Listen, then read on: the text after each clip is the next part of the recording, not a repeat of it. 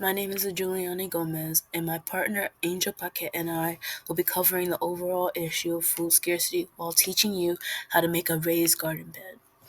Today, we are creating a portable raised garden bed in order to bring attention to the issue locally. Food scarcity is an issue many people face globally due to inflation and the inability to obtain government subsidies. According to the United States Department of Agriculture, June 1st, 2020, in Washington, the USDA restated the 11th annual government-wide Feds Feed Families campaign, or the FFF campaign, which encourages employees from all federal departments and agencies to give in-kind contributions, food, services, and time to food banks and pantries. This year's campaign highlights a summer of June and giving in June and July, along with the seasonal reminders to donate throughout the year. That was back in 2020. We have reached out to local advocacy groups in order to research information pertaining to this cause. For a raised garden bed, we will need a shallow, sustainable box. If you can afford it, 8 untreated 2x4 planks of oak wood would be in your local department store. If you do not have the resources, recycled boxes, plant pots, or furniture like Tupperware should last a while. You need an abundance of soil. When measuring the soil, the amount depends on your garden area and what you may be growing. I used 2 feet and 15 inches worth of soil, considering the garden bed that I created required such. You can find soil either from the ground, neglected plant pots, your local department store. You'll need crop seeds. For this round of gardening, I will be using microgreens and string beans. And don't forget your water to hydrate the soil. You'll need a full gallon or more of collected water.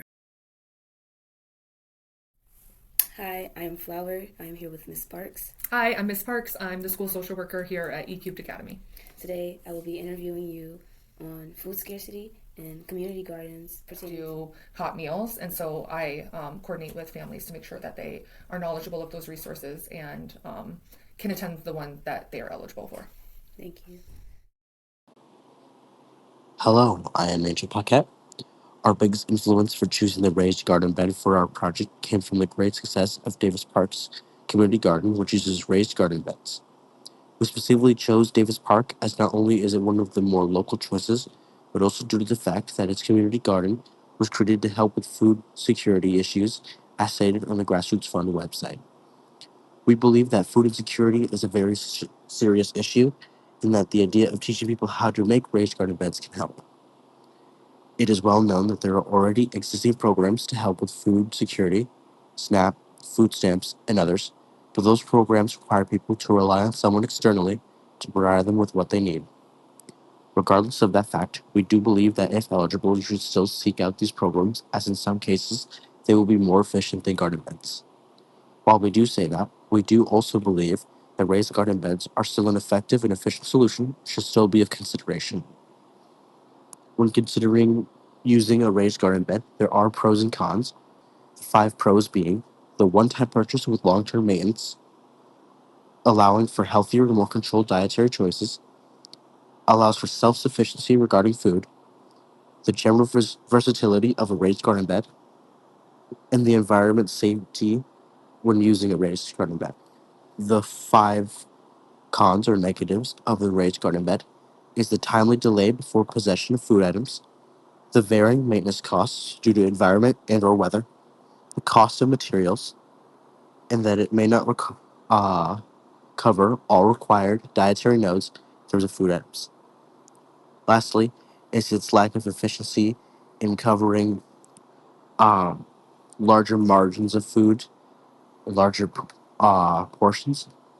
But overall, we do believe that the raised garden bed can be a sustainable choice, and I thank you for your What are time. your thoughts pertaining to community gardens? I think community gardens are really helpful and important for a number of reasons. I think that, first of all, the idea of a community garden, of people who live near each other coming together, growing food, that only benefits the community, right? Like, you're able to get to know your neighbors and like build positive relationships, and that just strengthens the community. And also, I think it's really good and healthy for people to like spend time gardening, as like an act of self-care or a hobby, like being with nature, like, and seeing the outcomes, right? Like getting to plant a seed and see like, I grew this plant and now my family gets to eat this squash or something, right? Like, there's a sense of pride in that. And I think community gardens also just increase the buy-in that individuals have to their community. Like, if you're building something like a community garden, if you're growing something, you want your community to be taken care of. And like, I think other people in the community take pride in it as well.